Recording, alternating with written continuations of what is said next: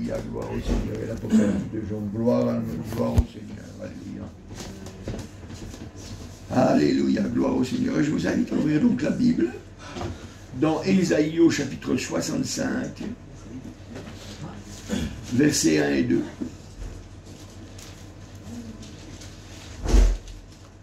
Ésaïe chapitre 65, versets 1 et 2.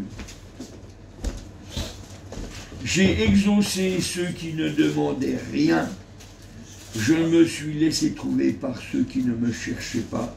J'ai dit, me voici, à une nation qui ne s'appelait pas de mon nom. J'ai tendu mes mains tout le jour vers un peuple rebelle qui marche dans une voie mauvaise au gré de ses pensées. Voilà, gloire au Seigneur. Moi, je m'arrêterai là. Il dit, j'ai tendu, au verset 2, il dit, j'ai tendu mes mains tous les jours, vers un peuple rebelle qui marche dans ses voies au gré de ses pensées. Mais avant, on a vu que le Seigneur, il a dit, j'ai exaucé ceux qui ne me demandaient rien. Je me suis laissé trouver par ceux qui ne me cherchaient pas. Alléluia, Seigneur. Alors ce matin, j'aimerais que tu comprennes que il faut que ton cœur soit ouvert pour que tu entendes ce que Dieu il a à dire. Il faut que ton cœur soit ouvert pour entendre, parce que Dieu parle. Dans Romains encore, Romains au chapitre 10, Romains, presque le même passage d'ailleurs, Romains, chapitre 10, verset 20,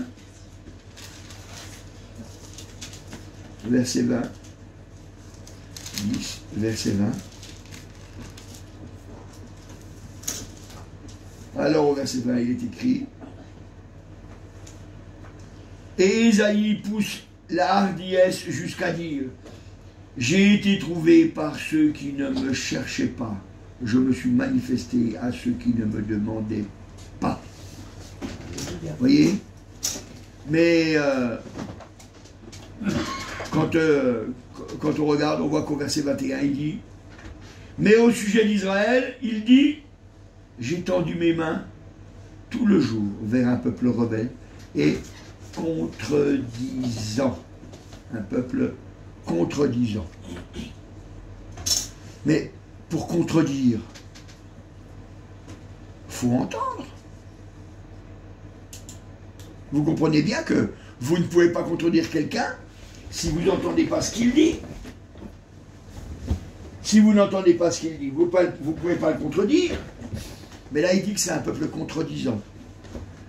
Donc, ça montre que ils ne prennent point garde à ce que Dieu dit réellement. Ils vont au gré de leurs pensées.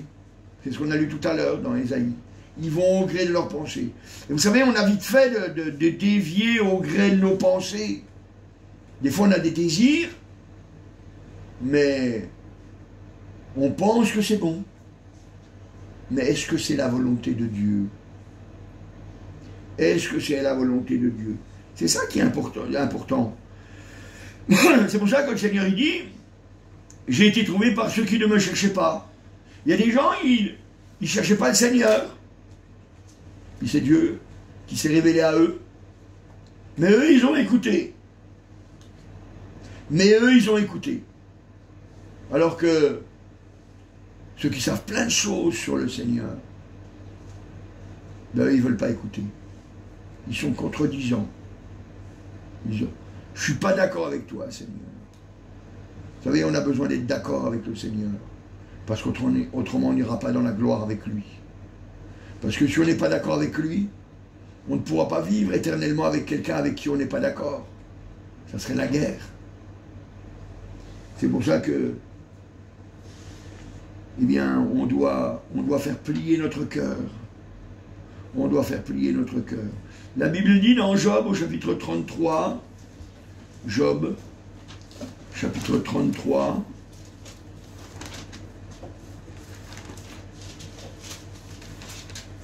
voilà, Job 33, Et au verset 14,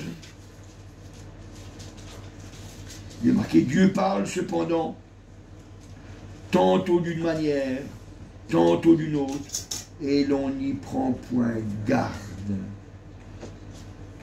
Et l'on n'y prend point garde. Pourquoi? Ben parce qu'on est occupé à vivre dans ce monde. On est occupé à nos affaires, pas aux affaires de Dieu. Le chrétien, il doit être occupé aux affaires de Dieu. Il a dit, le chrétien, quand il s'est engagé, il a dit, je veux marcher avec toi, Seigneur. Je veux travailler avec toi. Donc c'est pour ça que on doit entendre que Dieu nous parle. Et quand on entend que Dieu nous parle, alors on peut lui demander, Seigneur, ouvre mon cœur pour que ce ne soit pas vain ce que tu me dis. Ouvre mon cœur. Vous savez, le Seigneur Jésus, quand il parle d'Israël, il dira dans Luc au chapitre 13, Évangile de Luc, Évangile de Luc, au chapitre 13 et au verset 34.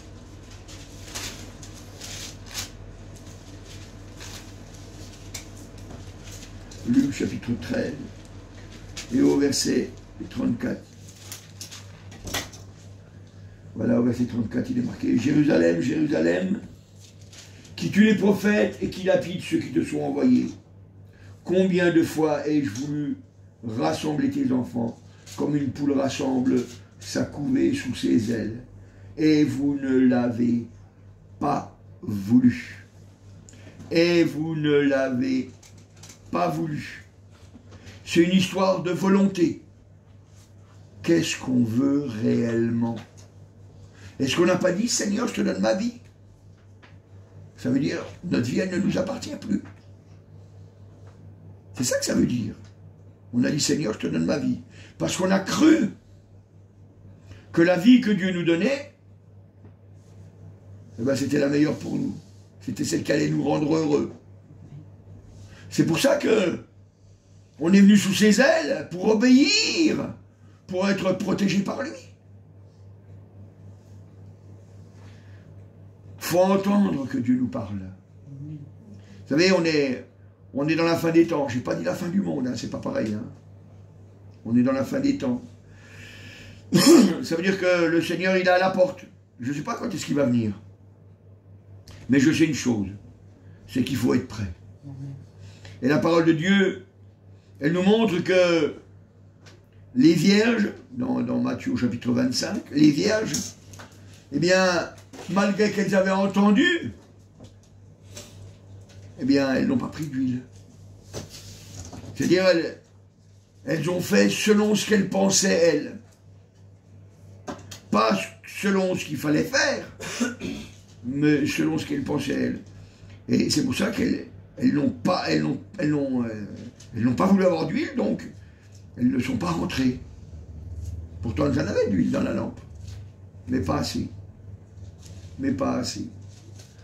Et c'est quand on ne le veut pas que le Seigneur nous laisse. Tant qu'on veut, le Seigneur nous aide.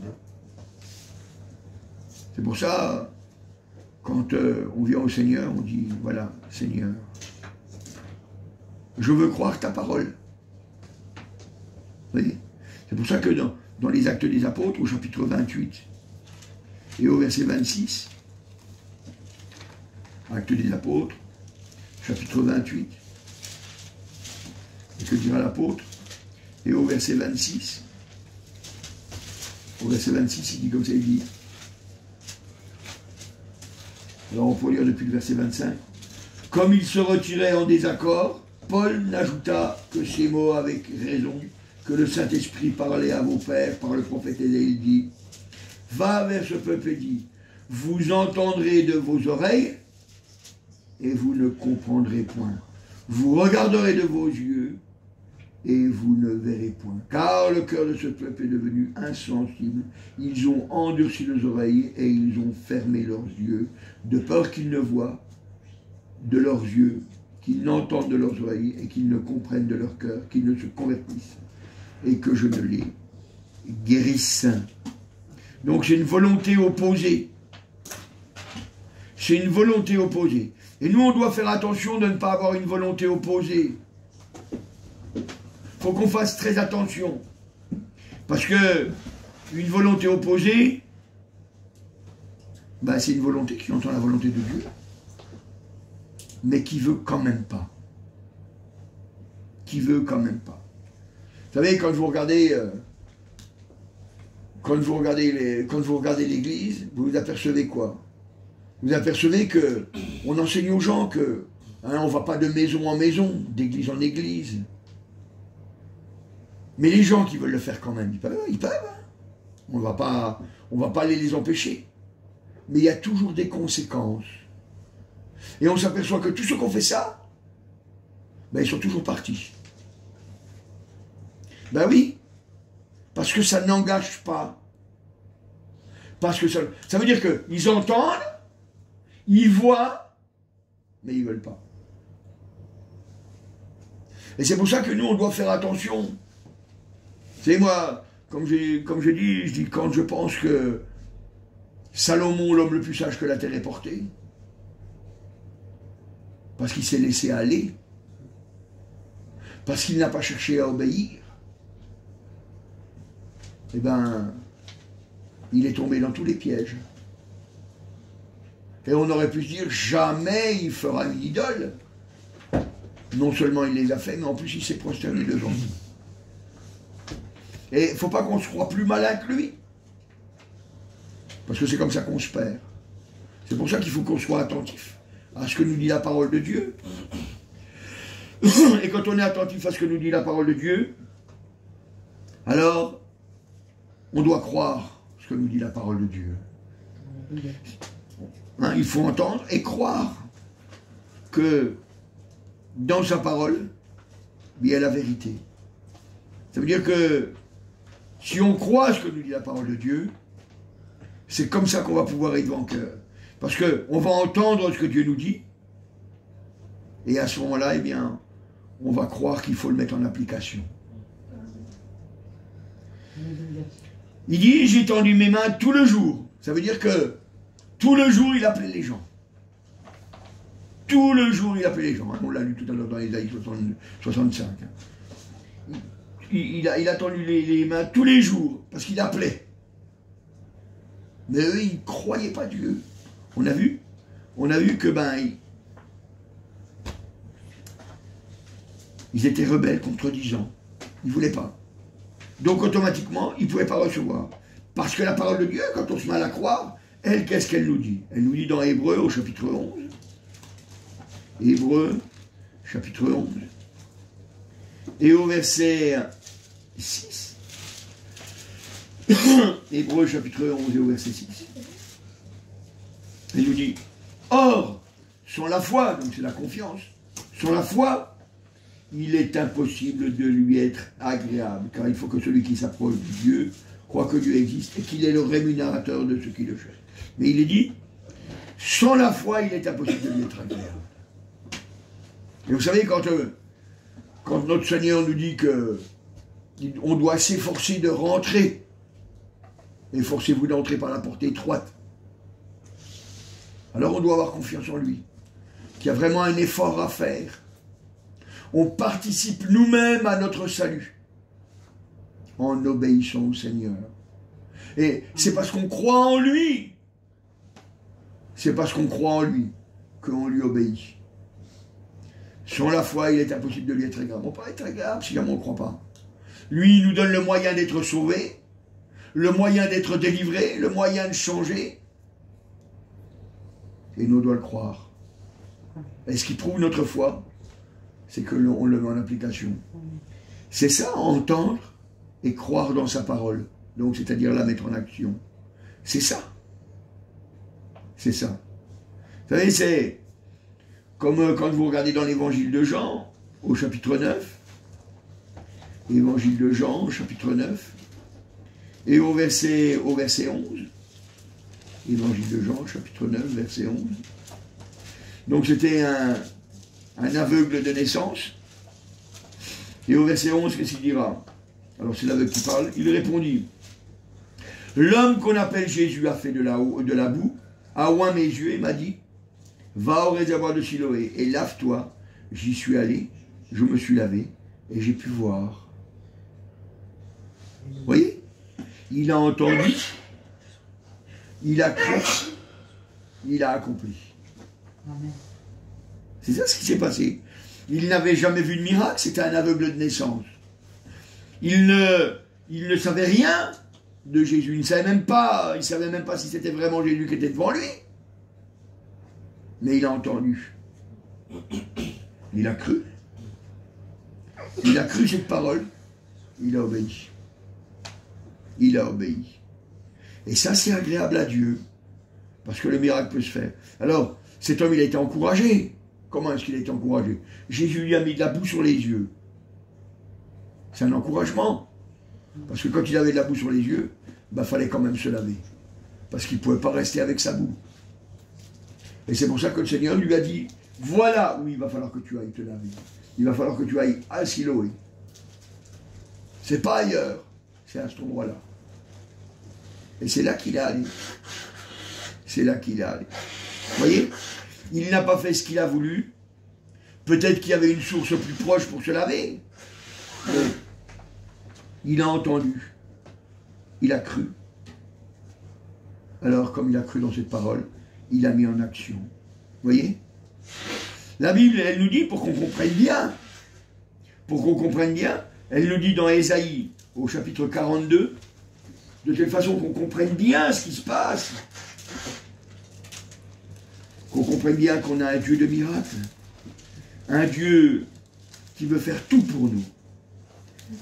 C'est marqué au verset 18, 42, 18. Sourd, écoutez. Aveugle, regardez et voyez. Est-ce que le sourd peut entendre? Non. Est-ce que l'aveugle peut voir? Non. Mais Dieu, il lui donne un ordre. Ça veut dire que Dieu va l'accomplir dans sa vie. Il ne croit plus ce qu'il veut, il ne croit plus ce qu'il pense, il croit le Seigneur.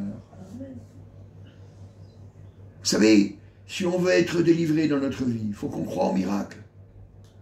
Autrement, on ne peut pas être changé. On ne peut pas être transformé. Si on veut que Dieu agisse dans notre vie puissamment, il faut qu'on croie au miracle. C'est pour ça que la Bible, elle nous dit, sourd. Elle était sourd.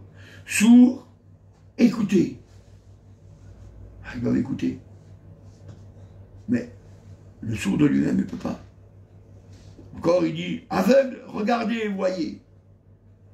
L'aveugle de lui-même, il ne peut pas. Il voudrait bien, mais il ne peut pas. Et vous savez, nous, c'est pareil. C'est pareil avec le péché. On voudrait bien s'en débarrasser. Mais de nous-mêmes, on ne peut pas. De nous-mêmes, on ne peut pas. C'est pour ça qu'il faut qu'on entende bien la parole de Dieu. Qu'on l'écoute bien, qu'on la croie. Et puis on va se mettre en action. Et on va voir la gloire de Dieu se manifester. Parce que là, il va véritablement nous transformer, véritablement nous changer. Il a dit qu'il nous perfectionnerait lui-même. Il nous perfectionnerait lui-même. Vous savez, quand on voit la parole de Dieu, quand on commence à considérer ce que le Seigneur nous dit dans sa parole, eh bien, on voit qu'il fait des miracles extraordinaires, vraiment pour prouver qu'on peut vraiment se confier en lui, pour vraiment qu'on puisse savoir qu'il sera là avec nous tout le temps. C'est pour ça que dans Marc, au chapitre 7, Évangile de Marc, Évangile de Marc, au chapitre 7, voilà, Évangile de Marc, chapitre 7, voilà. Alors, chapitre 7, Marc, chapitre 7, et au verset 37, il est écrit, 37, Jésus leur répondit, ah non, je ne suis pas au bon endroit, 7, 37, je me disais, c'est pas du tout ça. Voilà. Voilà. Ils étaient dans le plus grand étonnement, ils disaient, il fait tout à merveille. Même il fait entendre les sourds et parler les muets. Alléluia. Il fait tout à merveille. Et est-ce que vous ne pouvez pas le dire dans votre vie? Il fait tout à merveille pour moi. C'est important de pouvoir se dire ça. Il fait tout à merveille pour moi. Nous avons un Dieu qui nous parle sans cesse. Sans cesse, il nous parle, le Seigneur. Sans cesse. Et tout ça, pour que nous puissions croire et que nous puissions voir la gloire de Dieu. Il fait tout à merveille. Sans cesse. Mais il faut disposer notre cœur. Il faut disposer notre cœur. Le Seigneur, qu'est-ce qu'il dit? Il dit dans Matthieu au chapitre 11 et au verset 28. Matthieu, chapitre 11 et au verset 28. 11, 28. Voilà. Il dit au verset 20. Venez à moi, vous toutes qui êtes fatigués et chargés, et je vous donnerai du repos. Prenez mon joug sur vous et recevez mes instructions, car je suis doux et humble de cœur. Et vous trouverez le repos pour vos âmes, car mon joug est doux et mon fardeau léger. Voilà ce qu'il nous dit le Seigneur. Quand on l'entend, il nous dit comme ça, il nous dit, voilà, tu ne peux pas y arriver, je le sais. Je le sais. Alors, viens à moi. Viens à moi, parce que tu es fatigué, parce que tu es chargé. Je vais te donner du repos, viens. Viens. Il faut entendre. Vous savez, ça change plein de choses dans la vie chrétienne. Parce que ça veut dire qu'on ne va plus avoir des combats inutiles. Combien de fois on se bat contre des choses qui ne servent à rien, des moulins à vent, quoi. Ça ne sert à rien. Mais si on vient se blottir auprès du Seigneur, venez à moi, il dit. Ça va tout changer. Parce que c'est plus nous qui allons combattre. C'est Christ qui combat pour nous. Amen. Nous, notre combat, c'est de rester dans la présence du Seigneur. Il est là, notre combat. Notre combat, c'est pas de lutter contre les choses qui nous entourent, contre les péchés qui nous enveloppent si facilement, nous dit la parole de Dieu. Non, il n'est pas là, nous, notre combat. C'est de venir auprès du Seigneur. Puis là, vous pourrez lui dire, quand le péché il vient, Seigneur, au secours, je suis faible, j'ai besoin de toi. Seigneur, je veux rester dans ta présence. Et le péché me chasse de ta présence. Aide-moi. Venez à moi, vous tous qui êtes fatigués et chargés. Voyez, entendre Dieu qui nous parle, confesser la victoire, parce que la victoire, elle est là. Parce que quand on entend la parole de Dieu, on voit que ce ne sont que des paroles d'encouragement, que des paroles de victoire, que des paroles de liberté. C'est pour ça qu'on n'a rien à craindre. Encore le Seigneur pour nous encourager, qu'est-ce qu'il nous dit dans l'évangile de Jean au chapitre 14? Alors j'ai pris quelques passages, il y en avait beaucoup d'autres passages que j'aurais pu prendre. L'évangile de Jean, chapitre 14, et au verset 14. 14.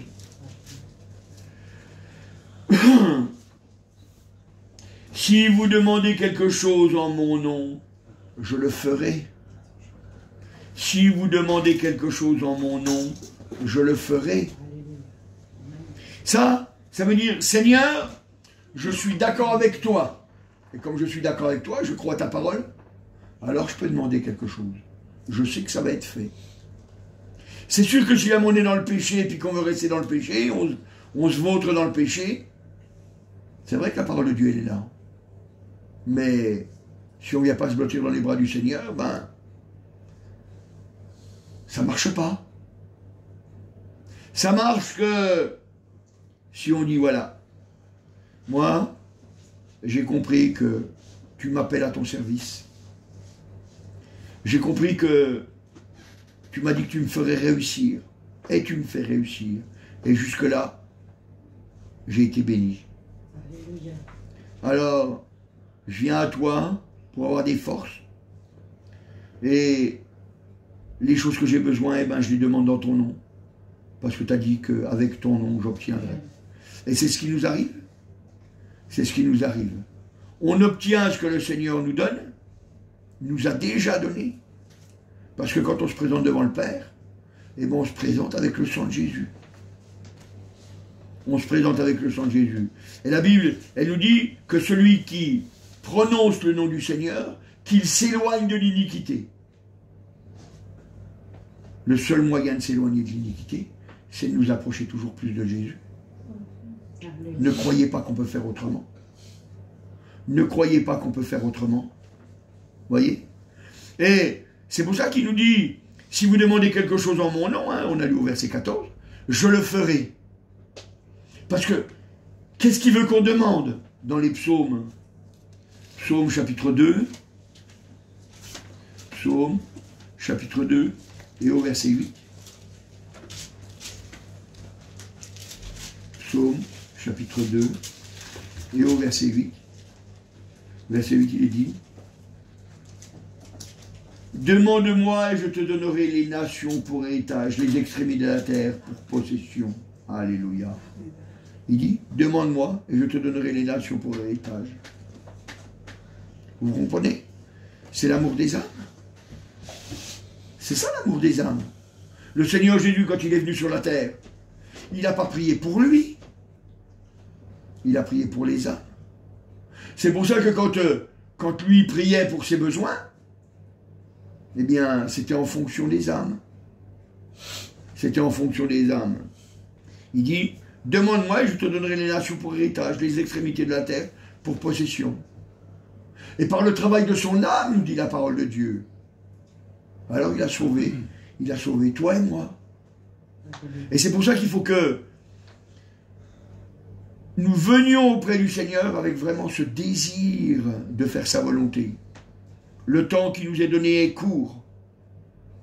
Et comme il est court, alors il ne faut pas qu'on se trompe de combat. Le combat, c'est de rester dans sa présence pour pouvoir faire sa volonté. C'est pour ça que la Bible nous dit dans Hébreux, au chapitre 4, et au verset 16, Hébreux, chapitre 4, et au verset 16, alléluia.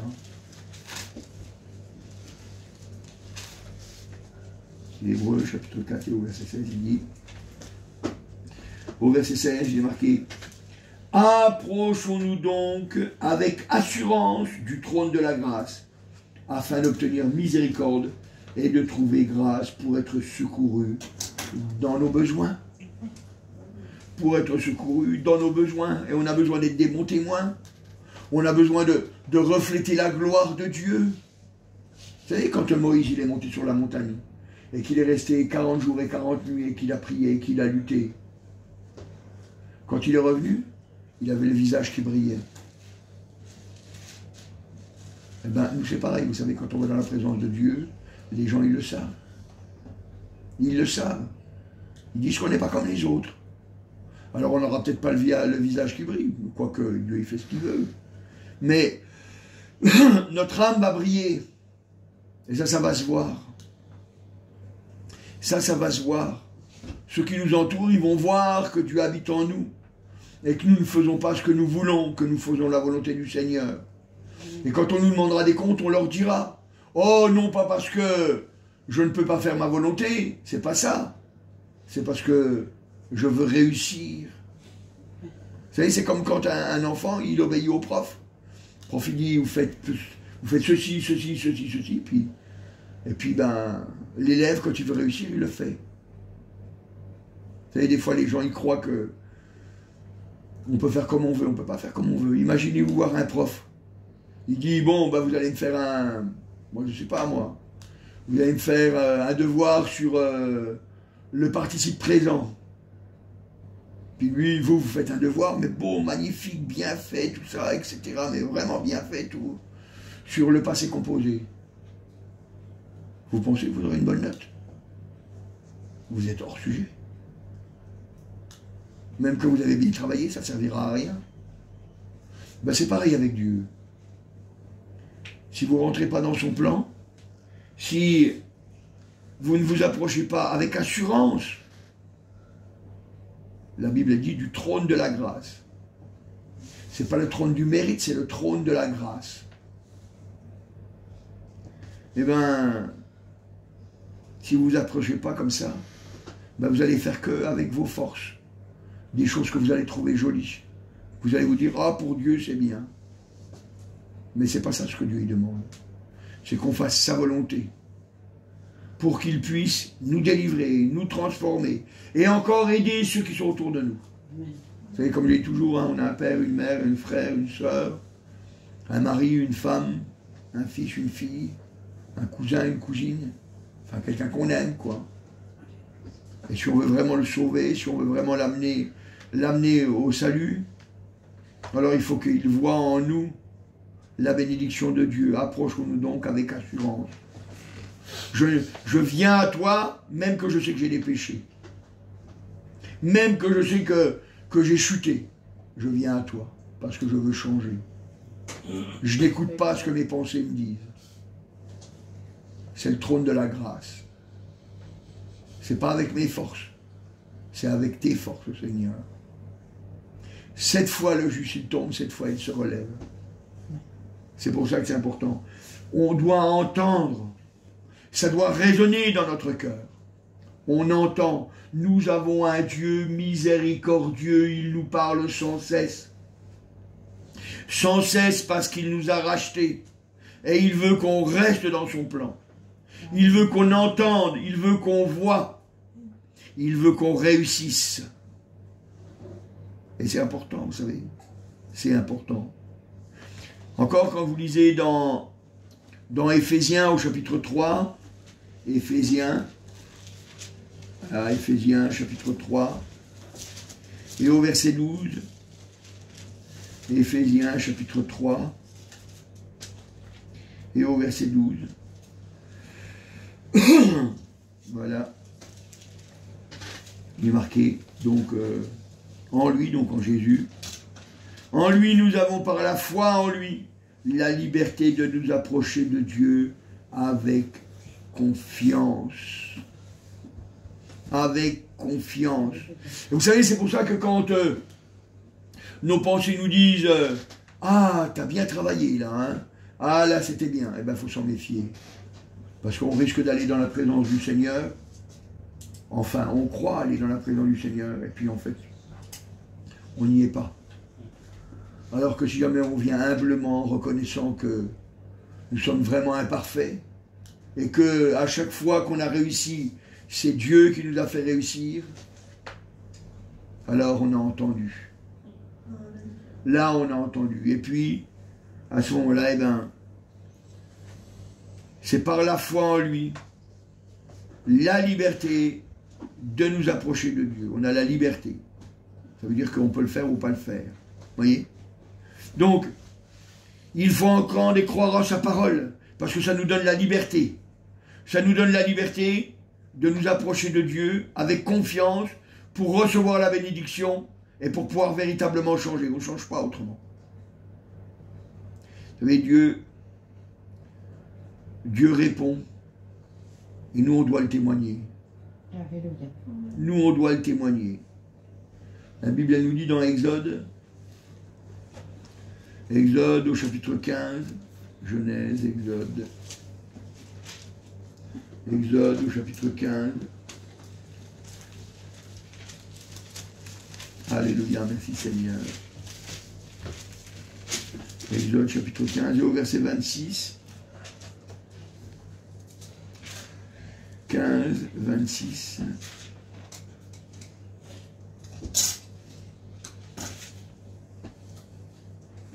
Voilà, verset 26.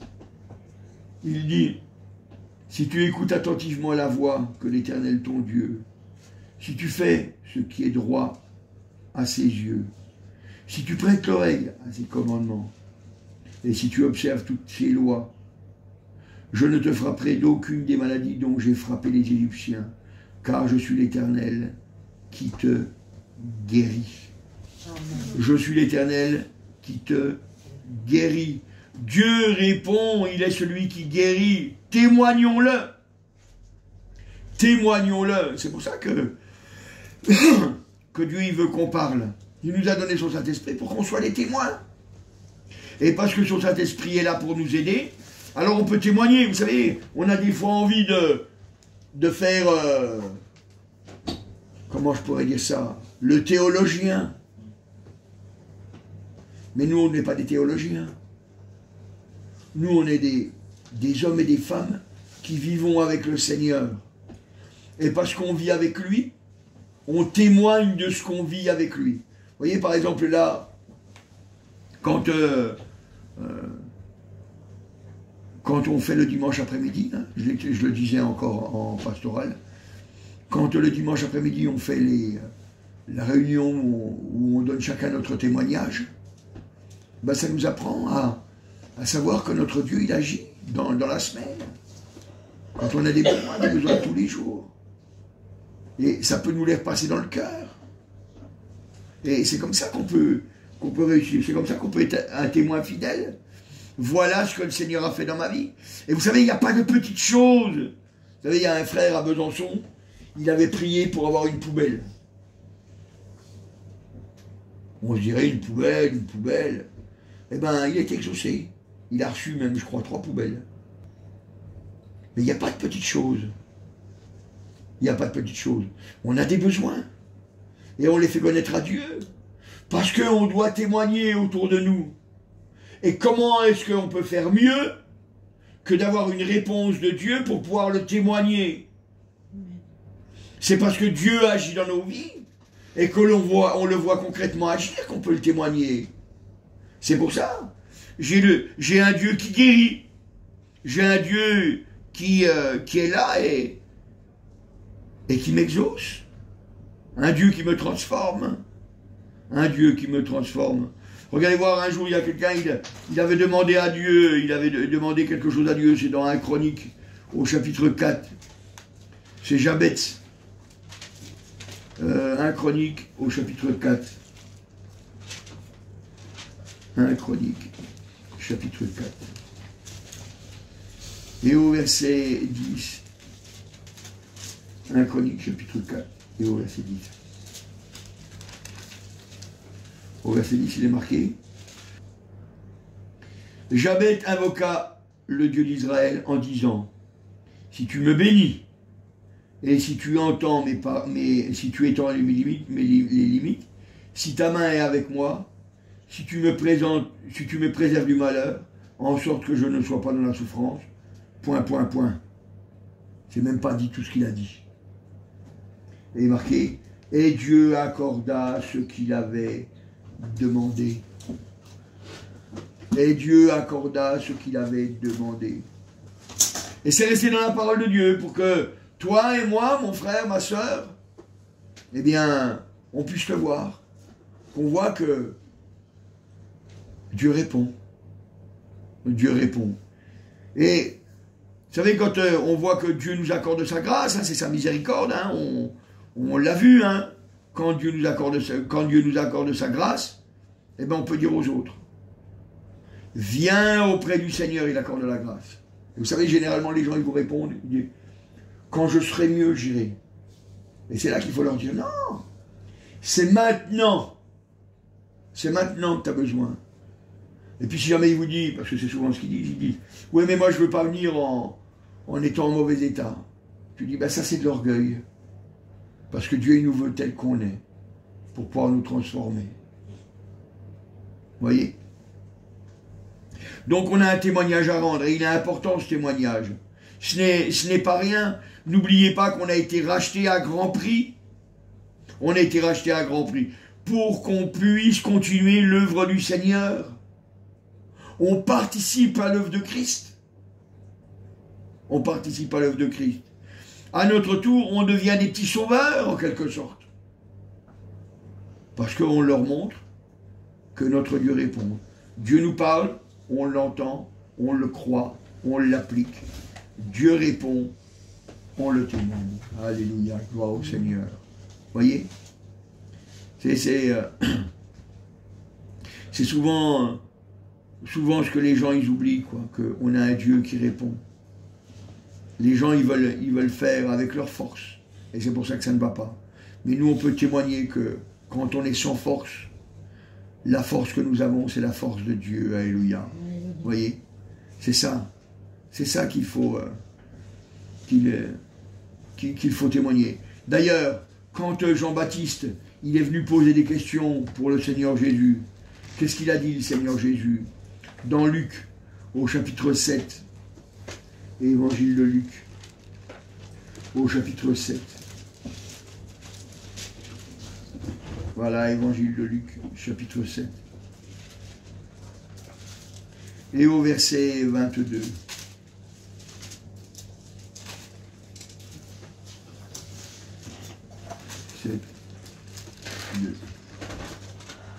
Là, il est écrit.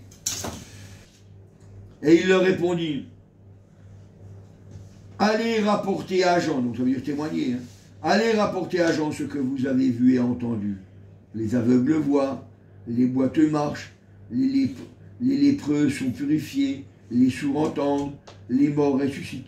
La bonne nouvelle est annoncée aux pauvres.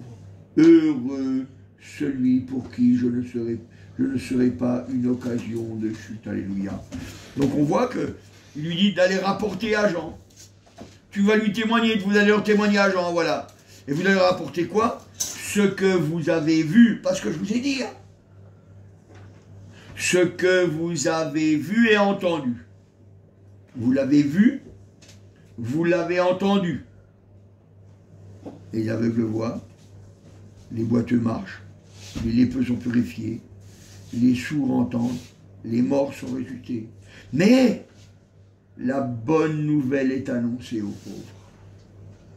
La bonne nouvelle est annoncée aux pauvres. Et vous savez, quand il est marqué est annoncé aux pauvres, ça ne veut pas dire forcément les pauvres en argent. Hein. Les pauvres, c'est ceux qui ne connaissent pas Dieu. C'est ceux-là, les pauvres. Hein. Ceux qui croient qu'ils peuvent réussir tout seuls. C'est tout cela. C'est tout cela. Vous voyez? C'est pour ça que nous, on doit entendre la parole de Dieu. On doit la croire et la mettre en application. Et puis alors à ce moment-là, on devient des témoins fidèles. On devient des témoins fidèles. Vous savez, un jour, il y avait une femme qui a crié au Seigneur Jésus une chose assez étonnante. C'est dans l'évangile de Luc. Au chapitre 11, évangile de Luc, chapitre 11. Voilà, ça sera le verset 28, mais on va lire depuis le verset 27. Tandis que Jésus parlait, ainsi une femme élevant la voix du milieu de la foule et dit, heureux le sein qui t'a porté, heureuses les mamelles qui t'ont allaité. En quelque sorte, il dit, elle doit être heureuse, hein, Marie. Hein. Puis voilà ce qu'il répond. Il répond, heureux plutôt ceux qui écoutent la parole de Dieu et qui la gardent. Amen. Et qui la gardent. Parce que le bonheur, il est vraiment là. C'est quand on entend la parole de Dieu, c'est une parole de vérité, c'est une parole de miracle, de transformation. Et ça, on doit le garder dans notre cœur. On doit le garder dans notre cœur. Parce que c'est seulement quand on le garde dans notre cœur qu'on s'aperçoit que notre Dieu, il nous bénit. Alléluia. Gloire au Seigneur. Alors, aujourd'hui, oui, c'est un petit message hein, que j'avais dans mon cœur, que je vous apporte. C'est pour vous montrer que il faut toujours que notre cœur soit prêt à entendre le Seigneur. Alléluia. Toujours prêt à entendre le Seigneur. Et ne point se lâcher. Point se lâcher, point se relâcher. Qu'au contraire, on doit se souvenir que c'est parce qu'on obéit à cette parole qu'il y a de véritables délivrances et transformations. Et c'est parce qu'il fait tout à merveille, comme on l'a lu avant, comme il fait tout à merveille, eh bien, on va pouvoir être des témoins qui vont pouvoir dire des choses que les gens ne s'attendent pas. Et vous savez, il y a une chose qui ne s'attendent pas, les gens, c'est qu'ils peuvent changer. Mais ce matin, on est là pour témoigner qu'ils vont changer. Parce que nous-mêmes, nous avons changé. On est là pour témoigner que non seulement ils vont changer, mais qu'eux aussi vont pouvoir voir la gloire de Dieu dans leur vie. Parce que nous la voyons aussi dans notre vie. On a entendu, On a vu ce que le Seigneur a fait. Maintenant, on veut que le Seigneur agisse pour eux. Mais la part, elle est dans leur camp. Et ça, il faut qu'on le comprenne.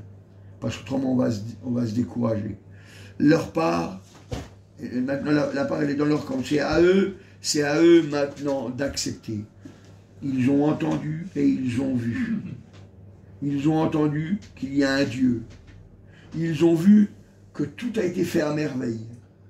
Maintenant, c'est à eux de se tourner vers le Seigneur. Et c'est pour ça que toi, aujourd'hui, je t'encourageais à marcher dans cette voie. Parce qu'on a vraiment besoin d'ouvriers. On a vraiment besoin d'ouvriers. Le monde est perdu. Et on doit se le rappeler. Moi, vous savez, plusieurs fois par jour, je me le rappelle dans mon cœur, que le monde est perdu. Et puis, c'est ce qu'on aime déjà. Parce que bon, ouais, moi, mon raisonnement, il est simple. Je dis, c'est plus facile de commencer par ceux qu'on aime, au moins on a de la force. Et puis après, on verra après ce qui nous amènera, et puis qu'on pourra travailler pour ça. Amen. Amen. Je te remercie, agneau de Dieu, tu es merveilleux, Seigneur. Je te remercie, roi des rois, tu es merveilleux. Ton nom est grand, Seigneur. Merci, Seigneur, qu'on peut compter sur toi, Seigneur. C'est ta grâce, ta miséricorde, Seigneur, qui nous a conduits jusque-là.